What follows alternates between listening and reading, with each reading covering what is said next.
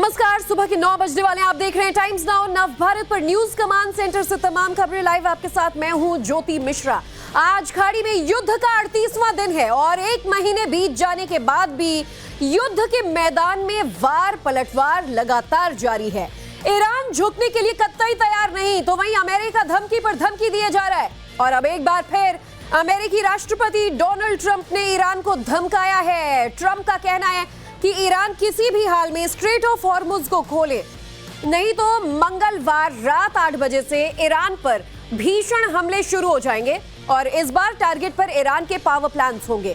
Trump ने कहा है कि इस बार ईरान पर ऐसा हमला किया जाएगा जो ईरान ने आज से पहले कभी नहीं देखा होगा।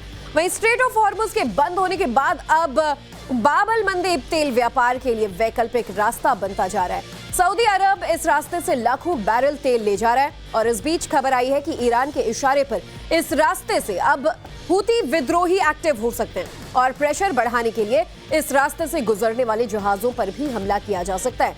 इस बीच ईरान भी लगातार इजराइल पर भीषण हमले कर रहा है। बताया जा रहा है कि ईरान ने इजराइल की तरफ एक बार फिर से मिसाइलों का जखीरा दागा है, जिसे इजराइल का आयरन डोम सिस्टम इंटरसेप्ट भी कर रहा है, लेकिन इसके बावजूद कई मिसाइल जो है वो उससे चूक जाते हैं और अटैक करने में यहां पर कामयाब हो जाते हैं। ऐसे में ट्रंप की धमकी के बीच ईरान पर तेजी से हमले भी जारी हैं। अमेरिका और इजरायली सेना लगातार हमले कर रही है और इसी से जुड़ी इस वक्त की एक बड़ी खबर आ रही है। इजराइल अमेरिका का ईरान पर बड़ा हमला हुआ है।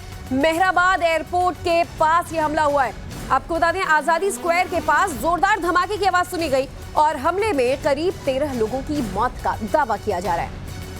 वहीं ईरान के इस्लाम शहर पर हवाई हमले में करीब 13 लोगों की मौत का दावा किया गया।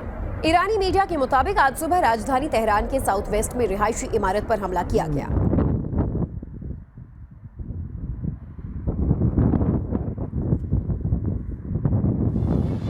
तो ईरान की राजधानी तेहरान में अमेरिका इजराइल के ताबड़तोड़ हमले जारी हैं और इसी से जुड़ी एक बड़ी खबर आ रही है। ईरान के करीब 12 शहरों में ताबड़तोड़ हमले हुए हैं। बीते कुछ घंटों में कई जगहों को निशाना बनाया गया है और मेहराबाद हवाई अड्डे के पास उठता दिखा धुआं। शरीफ यूनिवर्सिटी के पास भी एक हमला किया गया। हालांकि दोनों ही जगह बताया जाता है कि सीधा हमला नहीं हुआ है, जिसकी वजह से ईरान के एयरपोर्ट और यूनिवर्सिटी को ज्यादा नुकसान नहीं पहुंचा। लेकिन बीते कई दिनों में ईरान की कई यूनिवर्सिटीज को सीधा निशाना बनाने की कोशिश की गई है।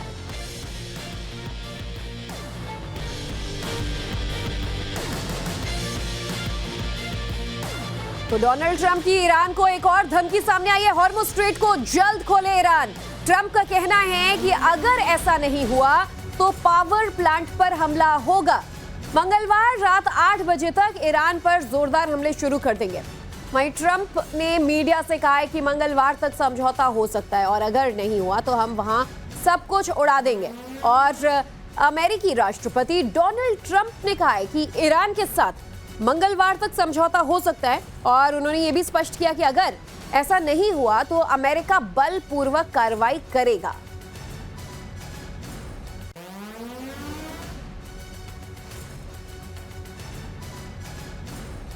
तो डोनाल्ड ट्रंप ने इस बार अपने धमकी भरे बयान में ईरान के लिए क्या कुछ कहा, चलिए आपको ग्राफिक्स के जरिए बताते हैं। डोनाल्ड ट्रंप कह रहे हैं कि हॉर्मुज खोलो, नहीं तो मैं बड़ा हमला करूंगा। हॉर्मुज नहीं खुला तो ईरान को नर्क बना देंगे। पावर प्लांट्स और पुलों पर भी हमले होंगे। मंगलवार को बड़ा हमला किया जा सकता है। मंगलवार रात 8 बजे, जो कि डोनाल्ड ट्रंप की 10 दिन की डेडलाइन थी, वो खत्म हो रही है और फिर उसके बाद ताबड़तोड़ अटैक ईरान पर करेंगे और ईरान को नर्क बना देंगे। ये धमकी दे रहे हैं डोनाल्ड ट्रंप।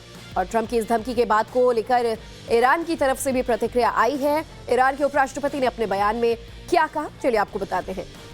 ट्रंप अपने ही देश के लोगों को इलाज जैसी सुविधाएं तो दे नहीं पा रहे, लेकिन दूसरी तरफ ईरान को धमकी दे रहे हैं। ऐसा नेता जो अपने लोगों की भलाई छोड़कर दूसरों को डराता है, वो बहुत पुरानी सोच वाला है।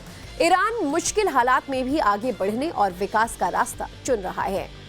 तो एक तरफ ट्रंप ईरान को धमकियां दे रहे हैं, वहीं इन हमलों और धमकियों के बीच ईरान ने यूएन में अपील की है। ईरान ने अपनी अपील में कहा है कि राष्ट्रपति ट्रंप नागरिक बुनियादी ढांचे को निशाना बनाने की धमकी दे रहे हैं। ये सीधा युद्ध अपराध है और का इरादा और नागरिकों को आतंकित करने की कोशिश है। अंतर्राष्ट्रीय समुदाय तुरंत इस मामले में दखल दे और अगर देरी हुई तो हालात बिगड़ेंगे।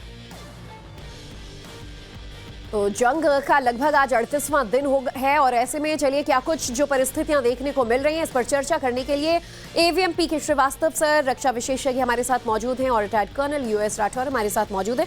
दोनों का ही बहुत बहुत स्वागत है। श्रीवास्तव सर, जिस तरीके से हम हालात देख रहे हैं कि कल एक धमकी, शाम को एक धमकी, सुबह एक धमकी, रोजाना नई नई धमकी डोनाल्ड ट्रंप ईरान को दे रहे हैं, लेकिन 10 दिन की डेडलाइन को लेकर अब जो उनका ये कहना है कि अगर मंगलवार रात 8 बजे तक समझौता नहीं कर रहे हो तो मैं ईरान को नर्क बना दूंगा।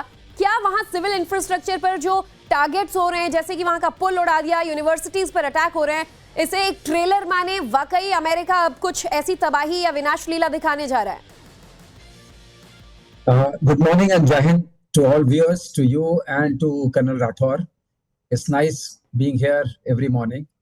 अब आपको जो ट्रंप बता रहे हैं और जिस तरह की भाषा का प्रयोग कर रहे हैं, वो किसी भी राष्ट्रपति जो इतने शक्तिशाली देश का राष्ट्रपति है, इतने समृद्ध देश का राष्ट्रपति है, उसको शोभा तो बिल्कुल ही नहीं देता है, बल्कि अपने आप में एक नया प्रश्न चिन्ह खड़ा करता है कि जो इन पदों पर लोग बैठे हैं वो मर्यादा का अगर पालन नहीं करेंगे तो बाकी जो और ग्रुप्स हैं, जिनको हम कभी कभी टेररिस्ट ग्रुप्स कहते हैं, स्मॉल स्टेट्स कहते हैं, उनके राष्ट्रपतियों से क्या उम्मीद करनी चाहिए। ये तो भाषा की बात होगी। और जहां तक इनकी बात है, इन्होंने कुछ दिन पहले कहा था कि स्ट्रेट ऑफ हॉर्मुज से मुझे कोई मतलब नहीं है, जिसको तेल चाहिए वो खुलवा ले। अब कह रहे हैं कि अगर नहीं खोला तो हम इतना प्रहार करेंगे। जो सिविलियन इंफ्रास्ट्रक्चर की बात कर रहे हैं, ब्रिजेस की बात कर रहे हैं, पावर प्लांट्स की बात कर रहे हैं, जिनेवा कन्वेंशन के अंदर, इंटरनेशनल रूल्स ऑफ एंगेजमेंट के अंदर ये वॉर क्राइम्स में आता है। वो खुल के बोल रहे हैं। इसका मतलब जो विश्व में जो भी थोड़ी बहुत व्यवस्था है लड़ाई लड़ने की, वो भी टूट रही है। ये अपने आप में सबसे बड़ा अशुभ संकेत है, जिसको अगर आप मुझसे एज ए वेटरन पूछिए, ये बिल्कुल गलत है। दूसरी बात यह है कि ईरान को नर्क बना देंगे। ईरान तो अभी ही नर्क बन चुका है। ईरान में 22,000 टारगेट्स को आपने अटैक किया है, यूनिवर्सिटीज को, स्कूल्स को, कैंसर हॉस्पिटल को, फार्मास्यूटिकल कंपनीज को और उनके गैस प्लांट को भी, तो वो नर्क बन चुका है। लेकिन ईरान क्या कर सकता है? ईरान अगल बगल के देशों को नर्क बना देगा, जहां पर समृद्धि है, शांति है और सब चीज सुचारू रूप से चल रही थी। तो ईरान का पलटवार वही होगा और ये मानवता के लिए, विश्व के लिए कोई अच्छी चीज नहीं है। तो ट्रंप को ये सोचना पड़ेगा कि अगर यहाँ इतने महाशक्तिशाली देश के वो नेता हैं तो उन्हें विश्व का ध्यान रखना पड़ेगा। और मैं आपको बता दूं ज्योति कि जैसा होने वाला है, अगर ट्रंप ने अपनी चीज को कार्यान्वित किया, एक तो भय का वातावरण बनाते हैं कि ये लोग झुक जाएं। भय से सिर्फ काम नहीं चलेगा, थोड़ी आपको उसके अंदर कोई न कोई वो लानी पड़ेगी, डिप्लोमेसी लानी पड़ेगी। Fear is not the only source of diplomacy. ये चाहते हैं लोग, जैसा कि आप कह रहे हैं कि देखिए ईरान में माहौल नर्क का बनता जा रहा है, लेकिन ईरान आस पड़ोस के लिए भी अब नर्क का माहौल बना देगा। ईरान ने कहीं ना कहीं कोशिश भी की है, ना चाहते हुए भी, कि वो अमेरिका को सबक सिखा सके। राठौर सर, जिस तरीके से अब स्ट्रेट ऑफ हॉर्मुज से तो उन्होंने एक उथल पुथल मचा दी ग्लोबली, अब जो दूसरा रास्ता था जहां से तेल घूमकर जाने लगा, यानी कि वो रेड सी का, अब यहां पर भी हुती अटैक या दूसरे तरीके से, एक तरीके से विद्रोह की तैयारियां शुरू हो रही हैं ताकि मुश्किलें और बढ़ती चली जाएं। जी हाँ ज्योति, ऐसा है कि हॉर्मुज बंद होने के बाद सऊदी अरेबिया की कैपेसिटी है कि वो रेड सी के पोर्ट से वो कच्चा तेल दे सकता है, क्योंकि उसके पास ईस्ट वेस्ट क्रूड ऑयल की पाइपलाइन है जी। लेकिन अब हुती के एक्टिव होने के बाद ना तो बाबले मंदब में कोई शिप घुस सकता है, ना वहां से बाहर आ सकता है। और उसकी वजह से जो उम्मीद की जा रही थी कि यूरोप को तेल चला जाएगा वहां से सुएज कैनाल होकर के, वो नहीं जाएगा। और जैसे ज्यादा हमले बढ़ेंगे वहां पर और भी प्रॉब्लम आएगी। तो बाबले मंदब हॉर्मुज के बाद एक और भी फ्लैश पॉइंट बनने जा रहा है। लेकिन यहाँ पर एक चीज मैं कहना चाहूंगा कि पूरी दुनिया ट्रंप वर्सेस ईरान मैच देख रही है और ये चलते हुए आज 38वां दिन हो गया है।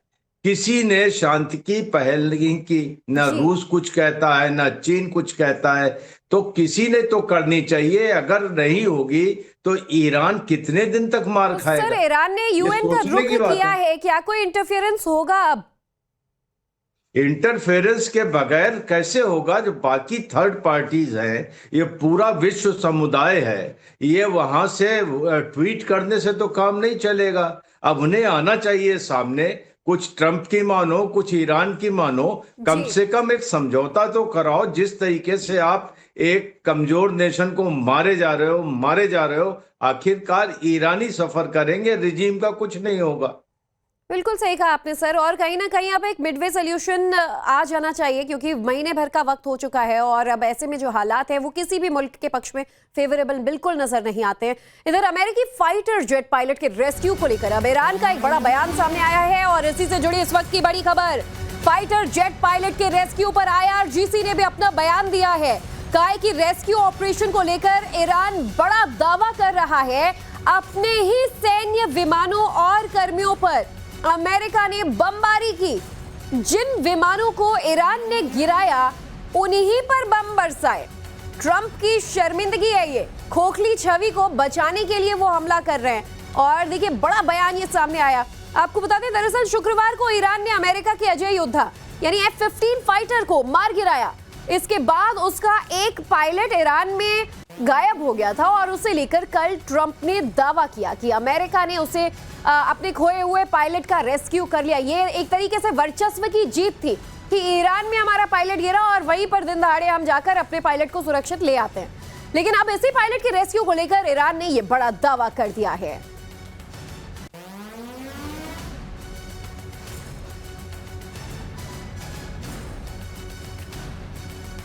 तो ये बड़ी खबर है जिसे लेकर अमेरिका के अपने दावे हैं और ईरान का अपना दावा। तो चलिए अब आपको समझाते हैं कि पायलट के रेस्क्यू को लेकर अमेरिका और ईरान क्या क्या दावे कर रहे हैं। तो देखिए, अमेरिका जो है, डोनाल्ड ट्रंप ये दावा कर रहे हैं कि हमने अपने पायलट को सुरक्षित ढूंढ निकाला। तो वही IRGC का क्या कहना है? IRGC ने बड़ा दावा किया है कि पायलट बचाने के लिए ईरानी क्षेत्र में US के जेट्स जरूर घुसे थे। और उसके बाद अमेरिका ये दावा कर रहा है कि बहादुर योद्धा दुश्मन की सीमा के अंदर गिरा, इसके बावजूद हमने सक्सेसफुली उसका रेस्क्यू किया। तो IRGC का कहना है कि ईरानी हमलों ने इमरजेंसी लैंडिंग के लिए मजबूर किया था और अमेरिका ने अपने ही जेट्स पर हमले किए। तकनीकी खराबी के चलते अमेरिका ने 2 जेट्स उड़ा लिए थे। ट्रंप भी दावा कर रहे हैं कि हमारे दुश्मन जेट्स का पीछा कर रहे थे, यानी कि जो IRGC वाले उन पर हमला करने के लिए पहुंचे थे। किस तरीके से इस रेस्क्यू ऑपरेशन को अंजाम दिया डोनाल्ड ट्रंप बता रहे हैं और IRGC अब ये कह रहा है कि अमेरिका ने बड़ी साजिश रची और कैसे अपने ही विमानों को नुकसान पहुंचाया। डोनाल्ड ट्रंप का बड़ा दावा यह है कि दर्जनों विमान जो हैं वो हमारे एक पायलट का रेस्क्यू करने के लिए भेजे गए और दिन दहाड़े दुश्मन के देश में घुसकर उनके सीमा पार जाकर पायलट को सुरक्षित निकाला। IRGC का दावा है कि इसके बाद भी उन्हें 2 रेस्क्यू जेट्स अलग से बुलाने पड़े, यानी कि अमेरिका की हालत बहुत ज्यादा पतली हो गई थी। IRGC दावा कर रहा है कि ईरानी इलाकों से उन्होंने पायलट को रेस्क्यू किया। तो देखिए जिस तरीके से ये अपने अपने दावे हो रहे हैं और इस बीच श्रीवास्तव सर, एक बड़ा सवाल यही कि पायलट को तो ढूंढ निकाला गया, डोनाल्ड ट्रंप ये कह रहे हैं कि अपनी बहादुरी दिखा रहे हैं दुनिया के सामने, लेकिन ईरान कह रहा है कि अपना खोया हुआ वजूद या फिर जो खोखली हो चुकी इमेज वो बचाने के लिए झूठ बोल रहे हैं। तो अगर ज्योति थोड़ा टाइम दें तो इसके कॉन्टेक्स्ट में 3 चीजें बड़ी इंपॉर्टेंट है। पहली चीज ये इंपॉर्टेंट है कि जो ट्रंप ने बोला था कि हमने उनकी army, navy, air force, air defence को ऑब्लिटरेट कर दिया है, वो बात सही नहीं है। अभी भी वो सक्षम है और वो F-15 स्ट्राइक ईगल को गिरा सकती है। तो ये अपने पे बहुत बड़ा सेटबैक है जो ट्रंप ने अपने डायलॉग्स बोले थे। दूसरी बात यह है कि रेस्क्यू ऑपरेशन, इसमें इसके 2 पक्ष होते हैं। एक पायलट का अपना पक्ष होता है कि पायलट अपने आप को कैसे हैंडल करता है, वहां पर उनकी सेरे टेक्निक काम आती है। सेरे का मतलब होता है सर्वाइवल, इवेशन जिसको बोलते हैं, रेजिस्टेंस एंड एस्केप। ये होली ग्रेल माना जाता है किसी भी फाइटर पायलट को कि अगर वो एनिमी टेरिटरी में बिहाइंड द लाइंस गिरता है तो अपने आप को पकड़ने से बचा करके वहां से निकाल ले। तो ये बड़ा इंपॉर्टेंट काम है जिसमें जो कर्नल थे उन्होंने अपना रोल बखूबी निभाया और वो एक रिज पे चढ़ के जो कुछ few hundred feet हाई थी और वहां पर उनके पास लेकिन इक्विपमेंट होता है, उनके पास सैटेलाइट कम्युनिकेशन सिक्योर होता है, उनके पास अपने बीकन्स होते हैं। इसका मतलब फ्रेंडली फोर्सेस उनकी लोकेशन को जान सकती हैं और सैटेलाइट इमेजरी के थ्रू, जो एक जीपीएस की तरह समझाने के लिए मैं आपको कह रहा हूं, उसमें उनका डॉट पता रहता है कि ये हमारा जो पायलट है किस जगह पे है। और उन्होंने साइबर का इस्तेमाल करके ये मिसफीड किया कि ये पायलट कहीं और है, जिससे आईआरजीसी की जो फोर्सेस थी वहां कंसंट्रेट करती रही। ये तो हो गया पायलट का पक्ष, उसने कैसे काम किया। दूसरा होता है जो रेस्क्यू टीम आती है।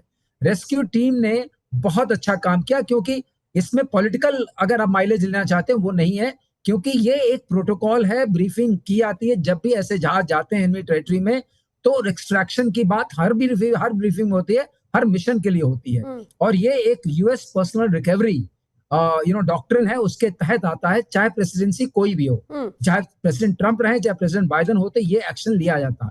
यहाँ पर उन फोर्सेस ने बहुत अच्छे से काम किया। उसमें 2 ब्लैक हेलीकॉप्टर्स जाते हैं, उसमें एक A-10 काइंड ऑफ एयरक्राफ्ट जाता है जो फ्लाइंग मशीन गन माना जाता है, उसमें रिफ्यूलर्स भी साथ में होते हैं, इससे कि डीप आप जा सकें। इसी पर राठौर सर आपकी भी प्रतिक्रिया चाहूंगी कि आखिर जब दावा ये किया जा रहा है अमेरिका की तरफ, बोलिए सर, आप कंप्लीट करिए। जी सर। तो उसमें सबसे बड़ी बात यह कि ये वाली जो चीज हुई, जो कह रहे हैं कि उन्होंने अपने जहाज को खुद उड़ा दिया।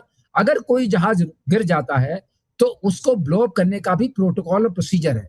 तो ईरान भी ये क्लेम नहीं कर सकता कि उन्होंने ऐसे उड़ाया, ये उनका प्रोसीजर है।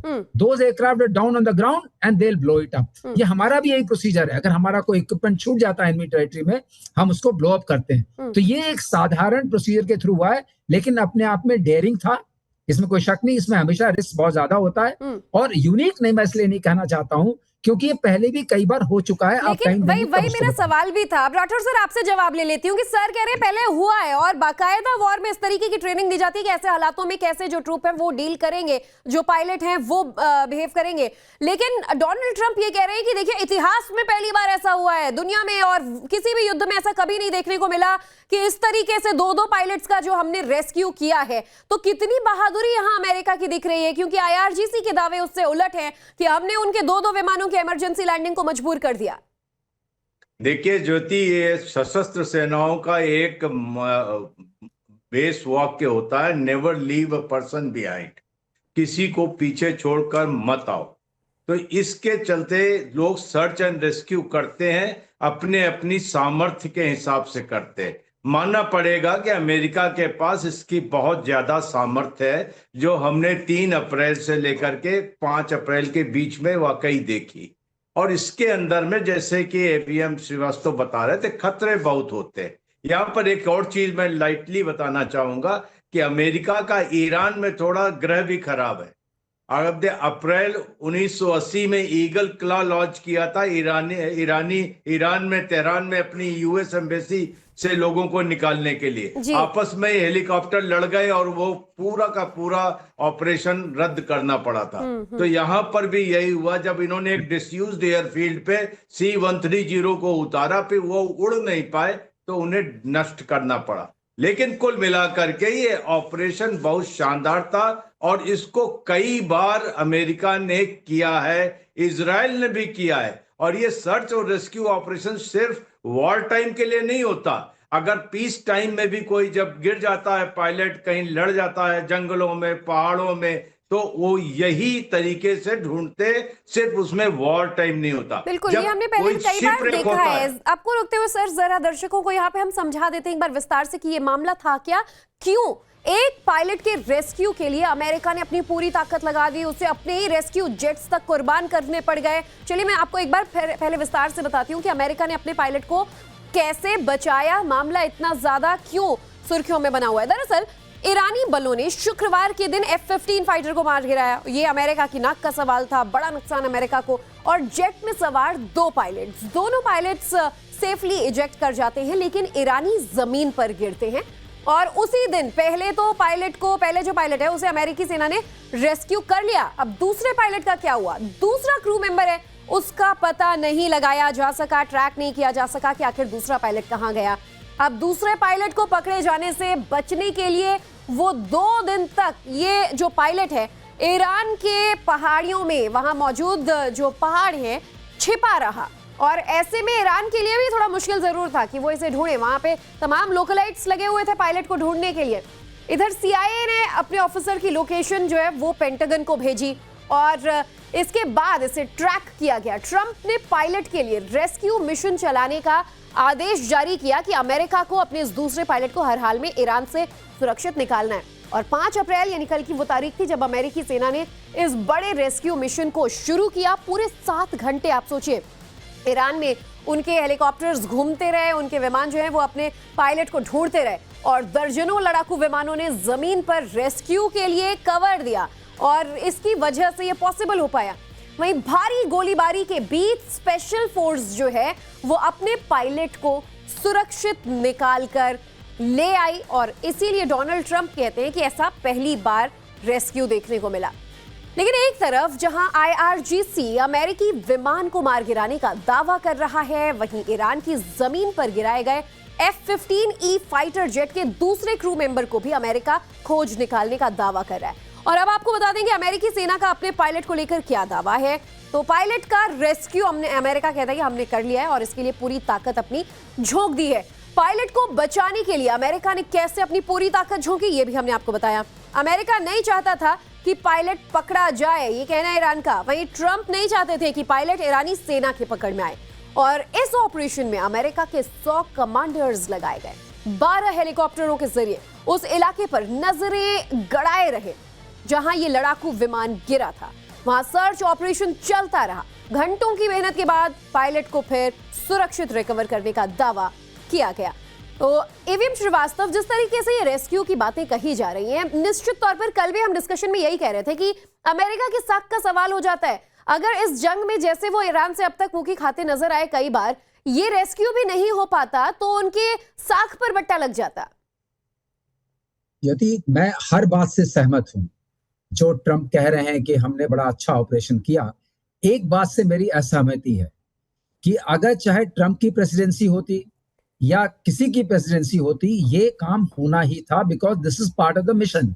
जब आप मिशन लॉन्च करते हैं तो रेस्क्यू ऑपरेशन, जिसको पीस टाइम में सर्च एंड रेस्क्यू बोलते हैं और वॉर टाइम में कॉम्बैट सर्च एंड रेस्क्यू बोलते हैं, वो उसका पार्ट होता है, वो हमेशा उसका पार्ट होता है।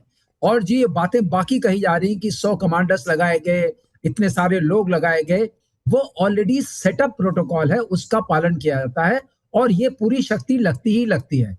थ्रेट होता है क्योंकि enemy behind the enemy lines है। थ्रेट मैनपैड्स का भी होता है, जो शोल्डर फायर मिसाइल्स होती हैं। थ्रेट वहां की जो बची खुची मिसाइल्स उनका भी होता है।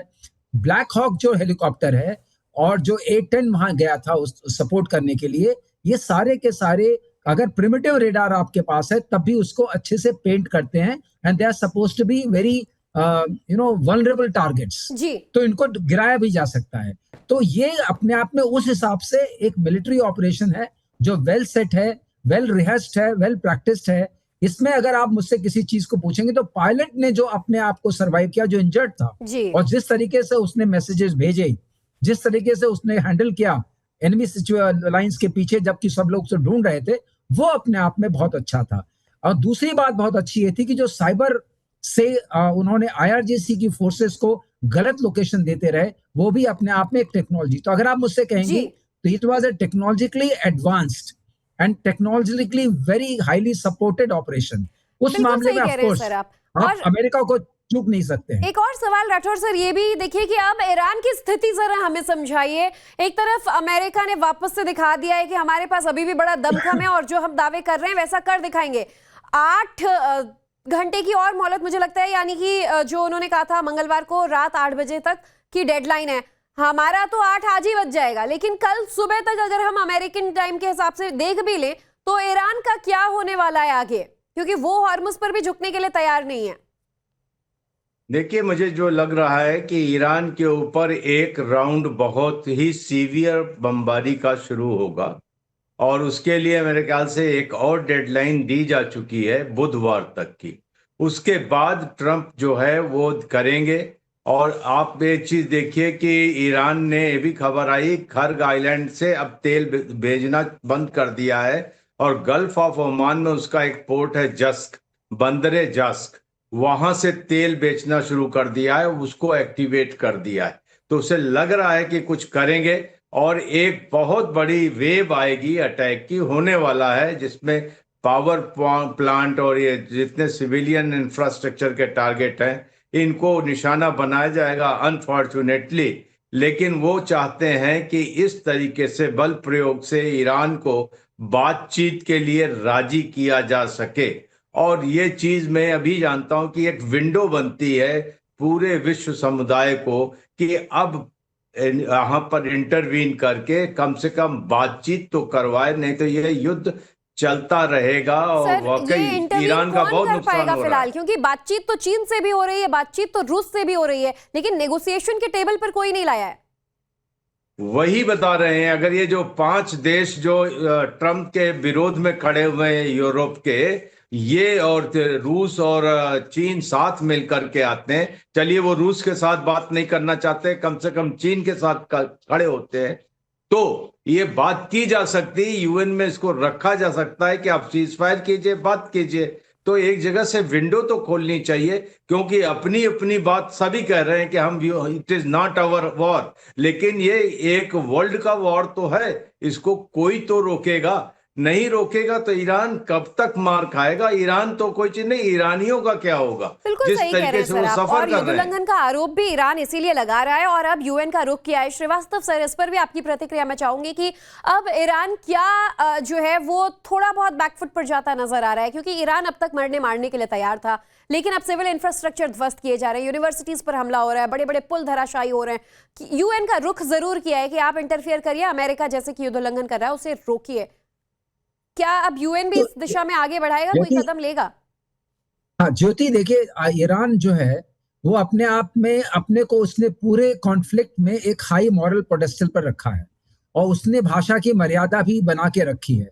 तो ये दोनों चीजें उसके साथ हैं। और जैसा कर्नल राठौर कह रहे हैं कि हम विश कर रहे हैं, हम प्रे कर रहे हैं कि बाकी जो कंट्रीज हैं वो प्रेशर डालें ट्रंप के ऊपर कि ट्रंप इस चीज को करने की कोशिश ना करें। लेकिन मैं आपको एक बात बता दूं, ईरान बैकफुट पर है, ईरान सब पे है, ईरान के लिए एग्जिस्टेंशियल क्राइसिस है। जो 15 पॉइंट प्रोग्राम है वो एक्सेप्टेबल नहीं है, क्योंकि वो एक्सेप्टेबल हो नहीं सकता है। ईरान अब अपने इसका बदला लेगा। जो गल्फ कंट्रीज की पावर प्लांट्स हैं, पेट्रो कॉम्प्लेक्सेस हैं, डिसैलिनेशन प्लांट्स हैं, उनको तहस नहस करने का, ये अपने आप में विश्व के लिए एक बहुत ही बड़ा अशुभ संकेत ही नहीं है, ये बहुत बड़ी विनाश लीला है। बिल्कुल, और इसीलिए शायद अभी हम ये कह रहे हैं कि वक्त आ गया है कि अब नेगोशिएशंस हो और दोनों मुल्कों के बीच सहमति बने और जंग को रोकने के लिए किसी भी तरीके से बातचीत आगे बढ़े। शुक्रिया आप दोनों का हमारे साथ जुड़ने के लिए और युद्ध पर हमारी चर्चा को आगे बढ़ाने के लिए। बहुत बहुत धन्यवाद सर।